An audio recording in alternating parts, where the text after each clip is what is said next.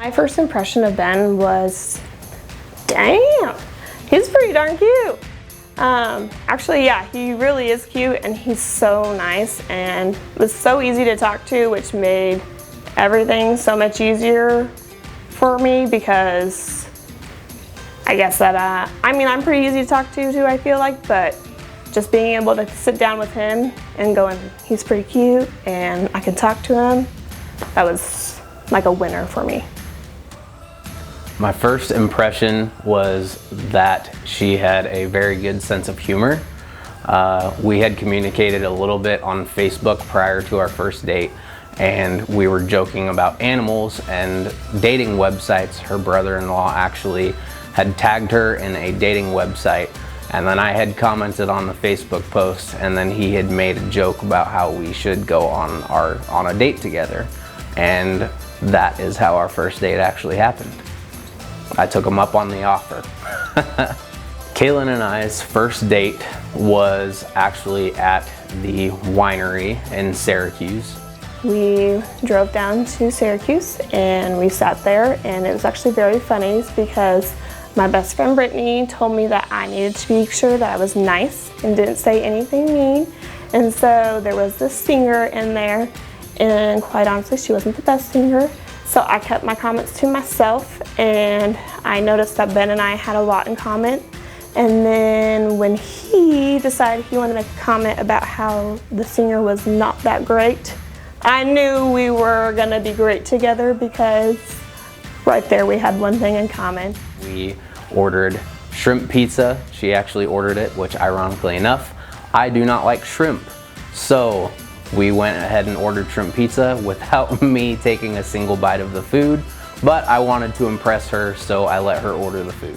And we both like to drink wine, and I got him to eat shrimp pizza, and he doesn't like to eat anything seafood, so that was pretty funny because I didn't know he didn't like seafood. He told me he did. But either way, the date went very, very well, and we also ended up getting engaged at the exact same location. So we went on a date to Rich Harvest Winery where our first date was, and it was so cute. I knew something had to have been up because of the way he was driving. He was just a little weird. He always, when we drive someplace, he always has his left hand on the steering wheel and his right hand on my leg. This time he had his right hand on the steering wheel and his handcuffed on his thigh, and I was like, this is really weird. And he just would not take his hand off, and he had to turn the blinker on. It'd be like really quick. So I'm like, what in the world is going on? In this circumstance, I actually had my left hand on my left pocket hiding the ring because the box was too big, and I was so nervous, and she had no idea why I was acting so strange. I could not figure out how to get her into the vineyard for the winery, so I asked her if she actually thought that we could see grapes on the vines. So we're pulling up to the winery, and he starts making a weird conversation like, do you think that grapes actually grow on the vines in the winery? And I was like, yeah, because that's where grapes come from, Ben. And he goes, well, okay. So we get out of the car, and I go to the front of the car to go into the winery, and he goes behind the car and he goes, well, let's go look. And I'm like thinking in my head, yeah, let's go look at grapes, because that's what I want to do. I want to go drink wine, actually. So we go in there, and I'm like, hey, look, there's grapes. Don't you think they stomp on them too?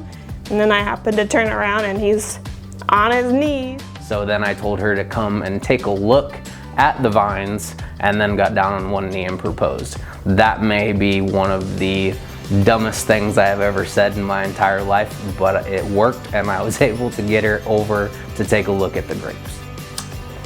We knew they were perfect for each other when the first time that we went to have dinner and met Ben at El Portal. They ordered the exact same food, identical. It was identical ordering food, and I'm like, okay, these two are perfect. Pretty much the first time we met Ben, we knew right away they were two peas in a pod. Yeah, it was pretty soon that you could tell their personalities were very similar, that they were pretty much meant to be together. Well, really, after Ben and KayeLynn's first date, when he got home, he had said, you know, I said, well, how'd it go? And he said, she is just the coolest person. She's so easy to talk to, and I'm so comfortable with her. You know, I've never met anybody like that. And right away, I thought, oh, okay. We were down in Texas, and he had been texting her, I think. Yeah. And me and my brother-in-law, we said, ask her out. But my favorite things about Ben would be he has such a kind heart for everybody, especially me. He would do absolutely anything for me. One of our family jokes is my family will text me and Ben and say that Ben's getting us all scooters, because they know if I ask Ben to get us all scooters, he's gonna go to a scooter run and get everybody coffee, because he will do anything for me. But he's that way for everybody. I love that the minute that he met my nieces, I guess niece at the time, Oakland, he just loved her and played with her. Same thing with my dog, Nala, like she's my world too. So I love that he loves dogs just as much as me, so that was pretty awesome. And I love how his family is just as important as mine is to me, so that his family is such a big importance to him is just amazing to me. And he's a hard worker as well, like he's always getting up and doing stuff as well around, so that's just everything about him, I guess. He's just such a good guy.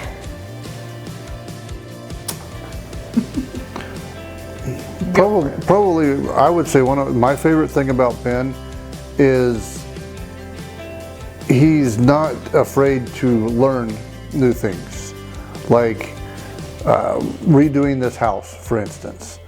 I put a lot of work into this. KayeLynn put a lot of work into it, and Ben was like, "I'm sorry, I don't know anything about this, but show me, and I'll do it." So I think that's probably my favorite thing about Ben is his eagerness to learn.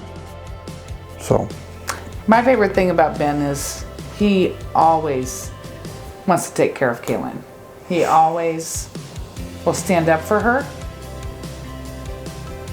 I don't care where we're at, he always stands up for her. Wow, my favorite thing about Ben, I suppose, is probably his personality. Is just that he is just so easygoing, and I mean, he's so easy to get along with. One, I don't think that you would probably ever be able to have a disagreement with him just because he's so easygoing. But I mean, I think we have a lot of things in common. Obviously he's a sports fan.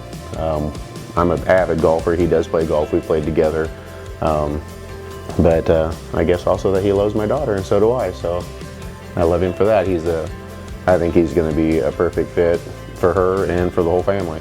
Yeah. Yeah, he's just a great guy. So. Yep, and he loves KayeLynn. They're good together. That's what makes a marriage. My favorite things about KayeLynn is definitely how loyal she is, and also how loving and caring she is with every single person that she comes into contact with.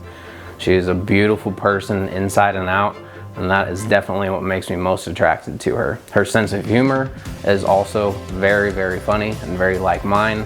We both have a very good sense of humor and have a lot of fun joking around with one another almost all the time. There is never a dull moment if you're hanging out with the both of us, I can tell you that for sure.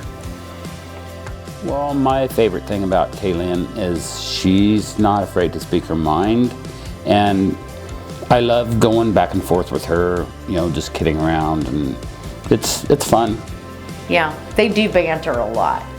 And I'd have to say my favorite thing about KayeLynn is probably, as a mom, she's fiercely loyal, as has Ben. And, pretty much I had 2 boys, so since the beginning when they were really born, I just prayed that they would find good women that love them as much as I do. And it's clear to me that KayeLynn totally has stepped into that role of caretaking and loyalty, and I feel very comfortable and blessed with that my prayer has been answered in that, definitely, yeah. Their relationship is a lot like James and ours. We're two peas in a pod, they're two peas in a pod. They don't have very many differences between the two of them. So it leads to a lot of arguments. I think that the best advice that I can give them is that as we have aged, what we have learned is we have to walk away from it. And as we have calmed down, we need to come back and readdress it. Don't fight about it right then and there. Yeah, probably I would go along with that as well. You know, don't follow the fight. Just let you know, be angry, but cool off and then talk about it. It's probably the best advice that we could give. Yep. Live, love, laugh, live for today. Tomorrow's not promised. And enjoy. Definitely have to be honest with each other all the time, you know, whether it's painful or not. You have to be honest, and you have to trust each other. You know, I think that's a very important aspect of marriage. You're going to have, you know, lots of good days, you're going to have lots of bad days, but you definitely have to be able to communicate and, you know, work through it, because marriage isn't easy. You know, it's a lifelong adventure. So that would have to be my advice. Yep, I would And that's agree. kind of how we live ours. Yeah. So I guess that's why I have that advice, because that's You how can we work agree ours. to disagree. Agree I to mean, disagree. That's right. And then from Yeah. the groom's standpoint, we're usually wrong. So. Not always, honey. Not always. Ooh, and this is on video. This is on video. My advice to Ben and KayeLynn would be never be afraid to say you're sorry after an argument. That is one of the most important things. You know, don't, you know, bull up and hold a grudge, because it doesn't work. I agree. I mean, I completely agree with them on that. And my advice with Ben and KayeLynn too would also be, because it's been a big part of our marriage, is humor. To have a sense of humor. If you can still make each other laugh, you know, that can get you through a lot. But I also agree with them about saying I'm sorry. Those are really important words in a marriage, yeah. On my wedding day, I'm looking forward to seeing her and everything that she has done for this wedding. Mostly, I am looking forward to finally becoming a Wilkinson and being able to start my family and my future with Ben, and just being able to see him standing at the end of the altar, like, just, I think that's when it's gonna really like set in that this is real, like this is happening, and it would just, I think that's gonna be like almost like one of the best moments of my life. I love the bride because of how caring she is with everyone, including me. And you can truly see it once you get to know her, how loyal she is as a person to everybody that she loves and cares for. I can also see her as being a great mother someday, and that is definitely something that I obviously want to look for with, you know, my future bride.